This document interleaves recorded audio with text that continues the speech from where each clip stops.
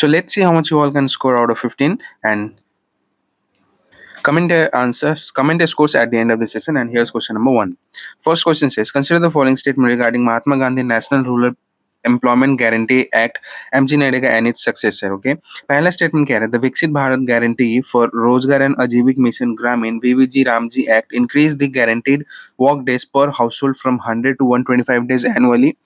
Second statement है under the VVG Ramji Act, the center state funding ratio shifted from 9:10 to 60:40, increasing the financial burden on states. और third statement कह रहा है the supreme court while hearing a petition on delayed wages held that right to work is a fundamental right under article 21 of the constitution. हमें बताना है कितने statements correct है from statement number 1 to 3 and options are A B C D. So please comment your answers. So the correct answer is option D, that is only 2 statements are correct. और वो कौन कौन से statements होंगे? 2. तो पहला statement और दूसरा स्टेटमेंट हमारा सही है, तीसरा स्टेटमेंट गलत हो जाएगा क्योंकि सुप्रीम कोर्ट ने ऐसा नहीं बोला है. पहला स्टेटमेंट सही है क्योंकि अभी जो नया एक्ट आया है उसमें फ्रॉम 100 से 125 दिन अभी वर्क डे बढ़ा दिया गया है. ठीक है, सो पहला स्टेटमेंट हमारा करेक्ट हो जाता है.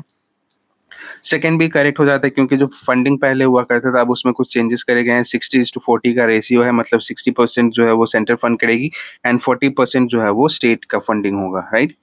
एंड थर्ड स्टेटमेंट हमारा इनकरेक्ट है क्योंकि सुप्रीम कोर्ट ने अभी जो रिसेंटली बेंच बैठा था CJI Suryakant, justice Bagchi and Mohana, ये 3 जज बेंच बैठे थे. राइट. और इसमें ये क्लैरिफाई करा गया है कि constitution does not make right to work a fundamental right. ठीक है, ये डीपीएसपी के अंदर आता है but it is not a fundamental right and that's why the third statements become incorrect. और हमें यहीं पे कुछ इंपॉर्टेंट चीजें होते हैं कंफ्यूज करने के लिए दिए जाते हैं एग्जाम में, जैसे कि यहाँ पे भी दिया गया था कि आपको right to work fundamental right बोला गया था but that's not the case. ये डीपीएसपी में मेंशन करा गया है बट हमारा फंडामेंटल राइट अगर हम देखें तो वहाँ पे कहीं भी नहीं मेंशन करा गया राइट टू वर्क से रिलेटेड, इसीलिए हमारा ये थर्ड स्टेटमेंट इनकरेक्ट हो जाता है.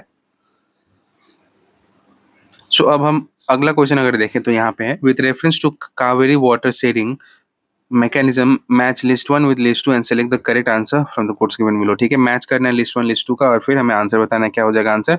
सो पहला लिस्ट 1 में इंस्टीट्यूशन एंड रिजर्वायर्स है कावेरी वाटर मैनेजमेंट अथॉरिटी, दूसरा ये दूसरा तीसरा चौथा होगा. ठीक है, सेकंड है Krishna Raja Sagar Mettur dam and Kaveri water dispute tribunal along with ऐसे. ठीक है, सो अब हमें बताना है मैच करना है जैसे कि लिस्ट 2 में क्या क्या फीचर्स दिए हैं. पहला ए में है reservoir located near Mysuru Karnataka on the Kaveri.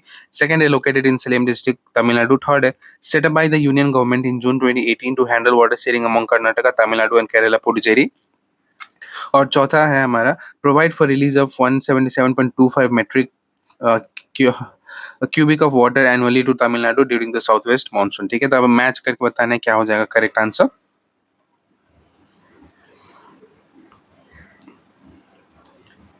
So the correct answer is option C. Okay, यहाँ पे कावेरी वाटर मैनेजमेंट अथॉरिटी का क्या हो जाएगा setup by union government right in June 2018 to handle water sharing among Karnataka Tamil Nadu Puducherry Kerala.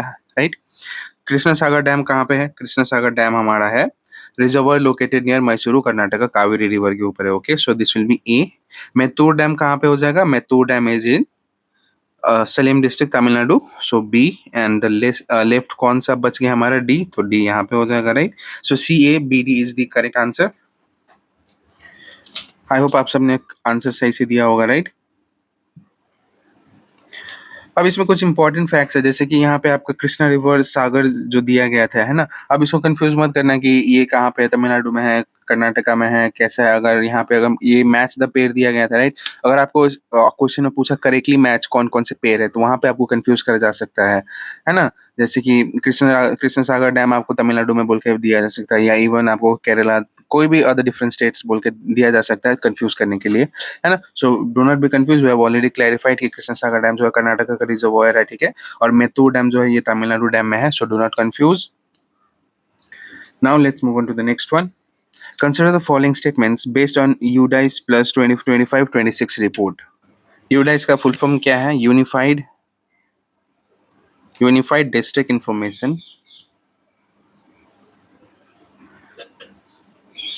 Information system for education. ठीक है,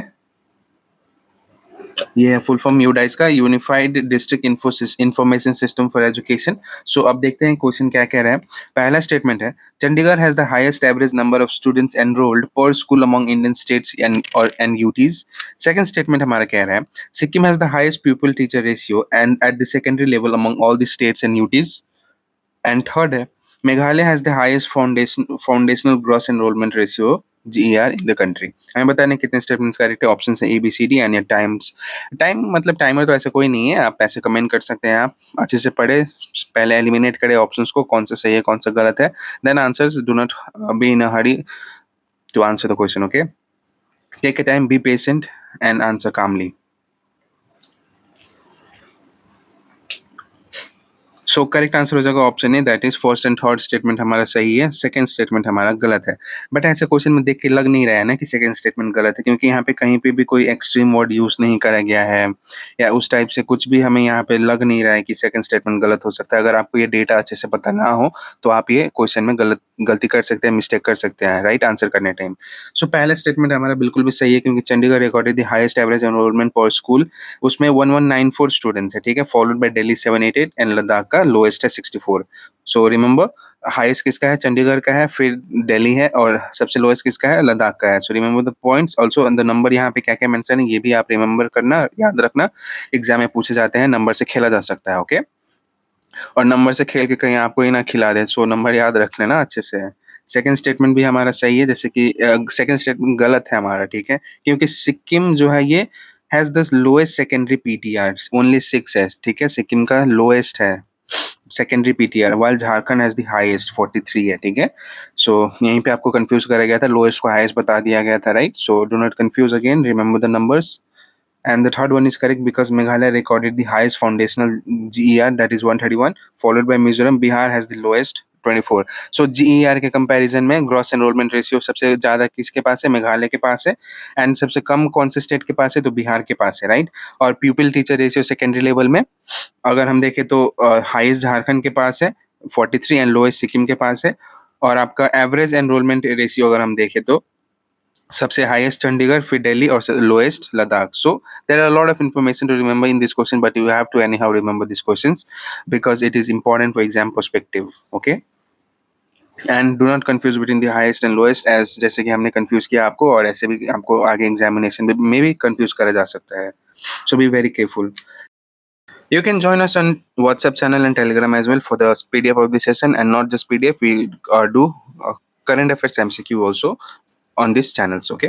So moving on to the next one. Consider the following statement about mobile phone manufacturing scheme MPMS. Okay. So पहला statement कह रहा है, the MPMS is an entirely new scheme unconnected to earlier PLI scheme for electronics manufacturing. Second है, under the MPMS, Indian brands are not subject to the minimum sale threshold applicable to brands. Third है, the scheme aims to raise domestic value addition in mobile phone manufacturing from about 18 to 23% to 35 to 40%. Fourth है, all brands under this scheme, including Indian brands, must have a minimum annual turnover of 10,000 crore to qualify for incentives. हमें statements बताने हैं, कितने statements हमारे correct है यहाँ पे. Okay, so what would be the answer? यहाँ पे हो जाएगा ऑप्शन बी, दैट इज बस सेकंड एंड थर्ड हमारा स्टेटमेंट करेक्ट है, पहला और चौथा स्टेटमेंट गलत हो जाएगा। पहला स्टेटमेंट बिल्कुल भी सही है, क्योंकि ये अर्लियर जो हमारा PLI स्कीम है उसी से रिलेटेड है, कोई नया स्कीम नहीं है, ओके। एंड MPMS के लिए अलग से 62,500 करोड़ का रखा गया था अलग से, right. And it was running from 2020 से फाइनेंशियल ईयर 26 तक चल रहा था, है ना। इसलिए हमारा पहला स्टेटमेंट गलत हो जाता है। सेकंड करेक्ट है, क्योंकि Indian brands are not subject to minimum sale threshold. Okay, Indian brands को यहाँ पे छूट दिया गया है ताकि दे मस्ट कम्पीट, राइट। जैसे मोबाइल फोन मैन्युफैक्चरिंग अगर हम देखें तो इंडियन कंपनीज या इंडियन ब्रांड्स अभी उतने हैं नहीं, सो उनको प्रमोट करने के लिए एक्सेप्शंस रखे गए हैं, ओके। थर्ड स्टेटमेंट हमारा करेक्ट है, क्योंकि scheme targets raising domestic value addition from 18 to 23% to 35-40%, matching Chinese level, ठीक है। एंड फोर्थ स्टेटमेंट हमारा फिर गलत हो जाता है, क्योंकि यहाँ पे ऑल ब्रांड्स को बोला था कंपलसरी 10,000 करोड़ टर्नओवर, ये गलत है, ये सिर्फ नॉन इंडियन ब्रांड्स के लिए होंगे, राइट। और इंडियन ब्रांड्स के लिए टर्नओवर कितना है, 1,000 करोड़। सो ये दोनों डेटा फिर इंपॉर्टेंट हो जाते हैं हमारा, है ना। And that's all in this question. So now let's move on to the next one. With reference to new tariff mechanism applied by airports economic regulatory authority, consider the following statements. पहला statement कह रहा है it links the recovery of airport development cost to the actual commissioning of infrastructure project. Second, it was the first applied to Kempegowda International Airport, Bengaluru. And third, AERA's tariffs decision are entirely free from parliamentary scrutiny. Correct बताना है कितने statements correct है? Options A, B, C, D में से. सो correct answer हो जाएगा option A, that is first and second हमारा correct है. थर्ड स्टेटमेंट यहाँ पे हमारा गलत हो जाएगा.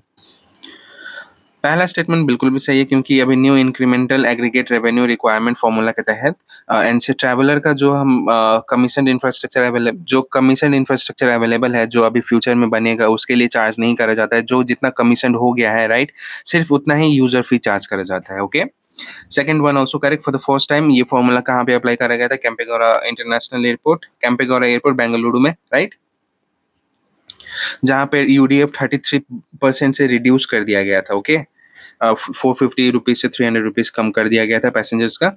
एंड थर्ड स्टेटमेंट हमारा गलत है क्योंकि ये एंटायरली मतलब यहाँ पे एक्सेप्शन नहीं है, पार्लियामेंट्री स्क्रूटिनी फेस करता है ये. ठीक है, सो ये स्टेटमेंट हमारा थर्ड गलत हो जाएगा, गलत हो जाता है क्योंकि वहाँ पे बोला गया था कि पार्लियामेंट्री स्क्रूटिनी से फ्री है. तो that's not the case, right. अभी पिछले साल ही पार्लियामेंट्री से स्क्रूटिनी फेस करा है, राइट, ओवर रिसेंट हाइक्स इन एयरपोर्ट यूजर चार्जेस, राइट. सो इसलिए हमारा थर्ड गलत हो जाता है.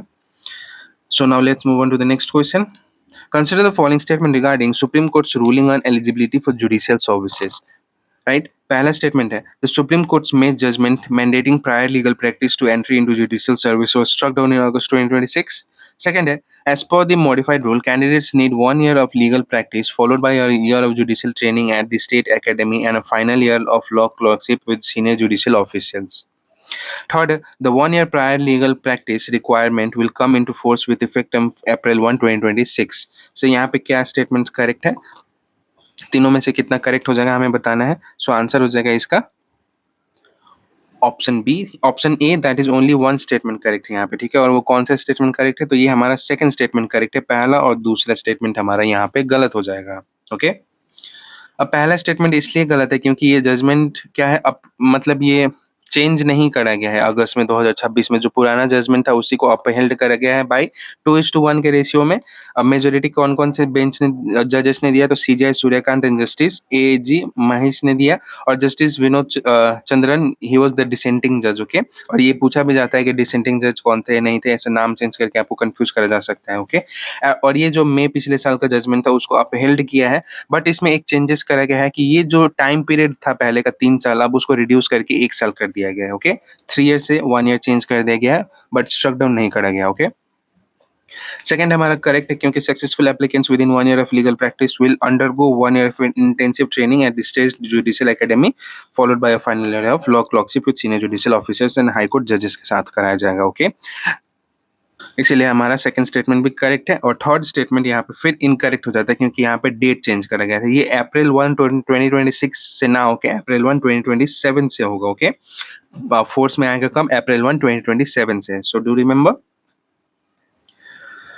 Now let's move on to the next one. Consider the following statement about Indo-Pacific Partnership for Maritime Domain Awareness. Okay, पहला है it was launched under the Quad framework, India, Australia, Japan and the US in 2022.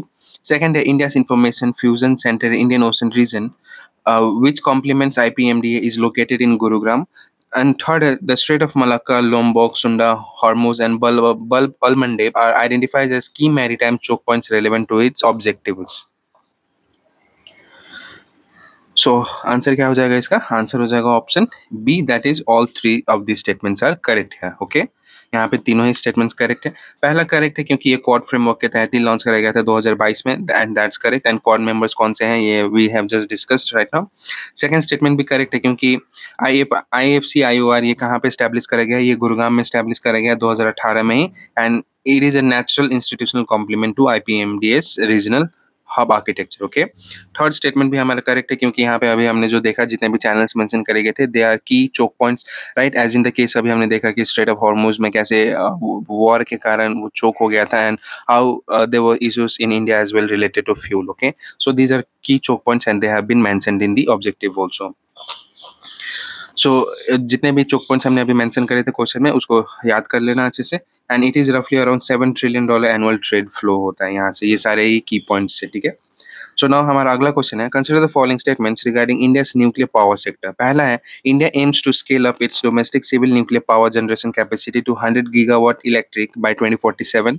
Second है, companies are increasingly preferring indigenous pressurised heavy water reactors over the other reactor technology for expansion owing to established supply chain and existing infrastructure. Third, है private sector participation is entirely barred from India's nuclear power expansion framework. So अब हमें बताना है correct statement क्या है, यहाँ पे कितने स्टेटमेंट्स जो है वो करेक्ट हो जाएगा। So the answer is option D, only 2 statements are correct. अब यहाँ पे कौन कौन से वो दोनों स्टेटमेंट्स जो करेक्ट है।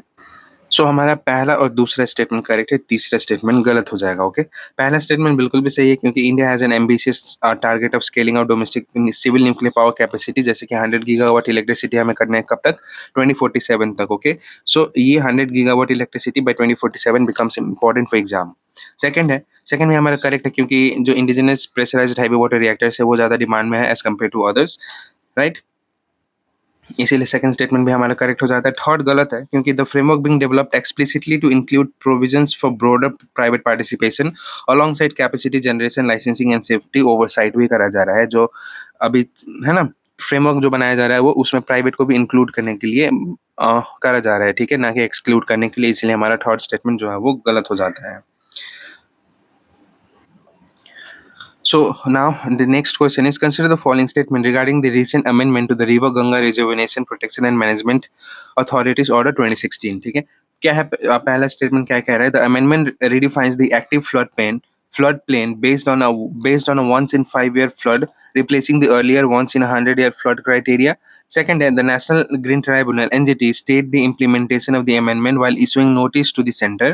And third, the amendment was notified by National Mission for Clean Ganga under Ministry of Jal Shakti. So क्या हो जाएगा इसका करेक्ट आंसर?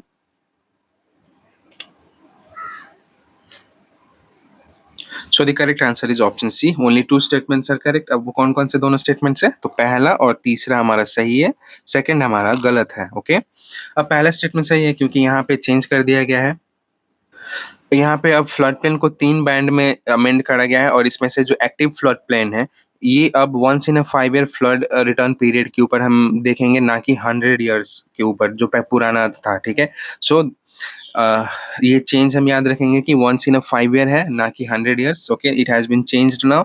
सेकंड हमारा गलत हो जाता है क्योंकि एनजीटी ने नोटिस इशू किया है बट स्टे नहीं लगाया है। Okay, so that's why our second statement becomes incorrect. Third statement हमारा फिर करेक्ट हो जाएगा यहाँ पे क्योंकि amendment was notified by ministries national mission for clean Ganga under the ministry of Jal Shakti. यहाँ पे मिनिस्ट्री भी आपको स्वाइप करके दिया जा सकता है, right, so be careful about that also. And now let's move on to the next question.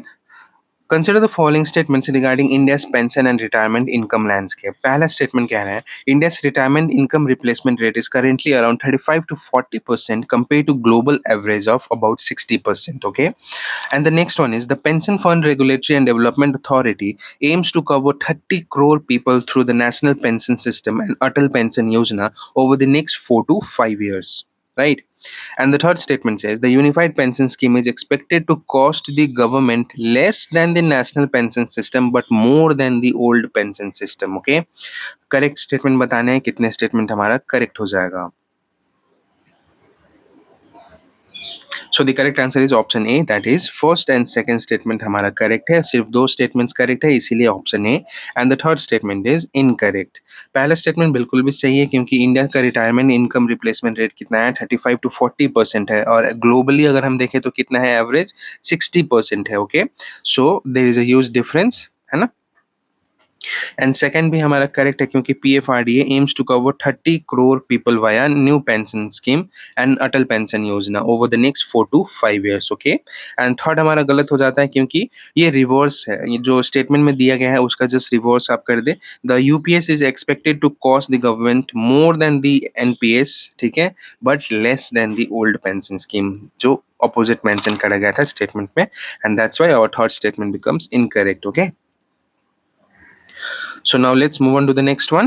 Consider the following statements. पहला statement कह रहा है H1N1 was the predominant influenza subtype in Delhi this year according to the report. Second है H3N2 was predominant subtype last year. Third statement कह रहा है Delhi has reported 1777 N1H1 cases and no fatalities has been reported so far. हमें बताना है कितने statements हमारे correct हैं यहाँ पे. सो इसका आंसर हो जाएगा ऑप्शन डी, यानी कि चारों ही स्टेटमेंट इसका हमारा क्या है, करेक्ट है. So option D is the correct answer. H1N1 influenza जो है अभी रिसेंटली दिल्ली में देखा गया था, राइट. और अगर पिछले साल वाला जो अगर हम देखें तो वो H3N2 वेरिएंट था. Okay, so do not confuse, ये दोनों डिफरेंट वेरिएंट्स है. And the third and fourth statements are also correct. Delhi में केस कितना हो गया था, 1777, है ना. और अभी जो इंक्लूडिंग फ्रेश केसेस भी था वो है 114 फ्रेश केसेस भी अभी रजिस्टर्ड करा गया है, ठीक है. But till now there are no fatalities. So now next move on to the next one. With reference to agriculture in Kaveri Delta, consider the following statements. Okay, पहला है Kuruvai is shorter duration crop. Second है Kuruvai is largely dependent on groundwater. Third है Samba cultivation is important for both food security and the rural economy. And fourth is Samba is entirely independent of the availability of Kaveri water. Correct statement बताने हैं कितने statements हमारा correct हो जाएगा.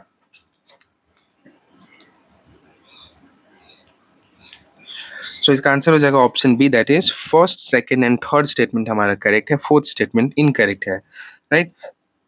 सो यहाँ पे कुरुवई जो दिया है ये शॉर्ट ड्यूरेशन क्रॉप ही होता है and that's why it is correct. Second भी हमारा करेक्ट है क्योंकि it largely depends on ground water and energise pump set. Third भी हमारा करेक्ट है क्योंकि Samba is important food security and is the main stream of deltas rural economy. Okay, और चौथा गलत है क्योंकि यहाँ पे बोला था कि ये कावेरी रिवर के ऊपर डिपेंड नहीं करता है, but it depends on Kaveri water क्योंकि ये पैडी कल्टिवेशन सपोर्ट करता है during Samba season. Okay, and that's why the third fourth statement becomes incorrect. Now let's move on to the next one. IRDAI recently restricted certain life insurers from opening new places of business because of non-compliance with prescribed expense of management limits. अब इससे related है which of the following best explains the regulatory rational for such limits. ठीक है, options है to prevent insurers from investing in government securities. B है to ensure that operational and distribution expenses remain within prescribed limit and that efficiencies benefit policy holders. Third है to prevent insurers from collecting premiums through digital platforms. And the third and the last option is to ensure that all insurers products have identical premiums. So इसका correct answer क्या हो जाएगा? The correct answer is option B. To ensure that operational and distribution expenses remains within the prescribed limits and that efficiency benefits policy holders is the correct answer. ठीक है, so अभी recently यहाँ पे expense of management को include कर दिया गया था operational expense and distribution costs में with the regulatory objective of prudent expense management and operational efficiency के लिए. Okay. So now moving on to the next one, consider the following statements. पहला है facial recognition can involve real time comparison of faces against a database. Second है, इतना आप ये miss कर देना, India presently has a dedicated comprehensive statute specifically governing all uses of facial recognition system. Okay, third statement है the proportionality test becomes relevant when states action interferes with the right to privacy. And the fourth and last statement is the automated facial recognition system of the NCRB has specified law enforcement uses. Correct statement कितने हैं चारों में से हमें बताना है. So what would be the correct answer? The correct answer will be option B, that is first third and fourth statement. Second statement हमारा गलत है. क्यों गलत है चलिए देखते हैं. पहला स्टेटमेंट बिल्कुल भी सही है क्योंकि ये AI enable cameras scanning faces in real time against a database से स्कैन करा जाएगा, आपका वहाँ पर रिकॉर्ड मिल जाएगा, कोई क्रिमिनल केसेस है तो it will just show up. Okay, second statement हमारा गलत है क्योंकि इंडिया में अभी कोई भी किसी भी टाइप का लॉ नहीं है, फ्रेमवर्क नहीं है जो गवर्न करता है फेशियल रिकॉग्निशन सिस्टम को. सो डू रिमेंबर दिस क्योंकि कंफ्यूज करा जा सकता है फेशियल रिकॉग्निशन सिस्टम से, आपके पास लॉ है, फ्रेमवर्क है ऐसे बोल के, but that's not the case. किसी भी टाइप का भी गवर्निंग फ्रेमवर्क या लॉ नहीं है. ठीक है, दैट्स व्हाई सेकंड स्टेटमेंट हमारा इनकरेक्ट है. थर्ड एंड फोर्थ हमारा बिल्कुल भी करेक्ट है यहाँ पे. ठीक है,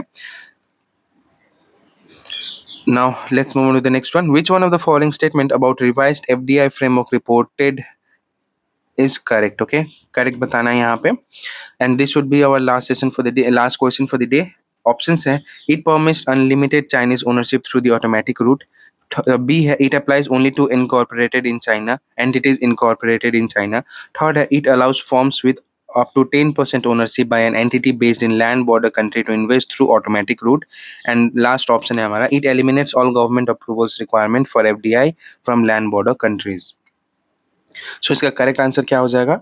सो the answer for this question will be option C, that is 10% allow करा गया है ओनरशिप फॉर्म में होल्ड करने के लिए by land border countries of India. ठीक है, अगर आप चीज एक चीज कॉमन अगर आप या रिकॉल कर सके तो कोविड के टाइम में क्या हुआ था, इंडिया ने ऐसा लॉ बनाया था कि जितने भी बॉर्डरिंग कंट्रीज है, land bordering countries with India, है ना, they cannot invest in Indian companies, क्योंकि उस टाइम जो स्टॉक मार्केट वगैरह ये सारे कंपनीज क्रैश कर रहे थे, तो China was quietly acquiring those companies, तो उसको रोकने के लिए इंडिया ने ये लॉ लेके आया था। बट उसमें अब चेंजेस करे गए हैं, इसमें 10% ओनरशिप जो है it has been now enabled through automatic rule, मतलब इसमें गवर्नमेंट का कोई भी टाइप से परमिशन नहीं चाहिए 10% होल्ड करने के लिए। Okay, so that was all for this session, है ना। आप हमसे जुड़ सकते हैं व्हाट्सएप चैनल पे, टेलीग्राम चैनल पे। आपको पीडीएफ चाहिए इस सेशन का तो हम यहाँ पे प्रोवाइड कर देंगे। Okay, and also we practise MCQ also on this channels. So that was all in this session. I hope आपको हमारा सेशन पसंद आया हो तो वीडियो को लाइक करें, कमेंट करके अपना एक्सपीरियंस शेयर करें, शेयर करें अपने फ्रेंड्स फैमिली के साथ जो प्रिपरेशन करना चाहते हैं और अच्छी तरीके से अपना करंट अफेयर्स कवर अप करना चाहते हैं, राइट। सब्सक्राइब करना ना भूलें and hit the bell icon button so that notification मिलते रहे आपको हमारा ऐसे सेशन का। Thank you all.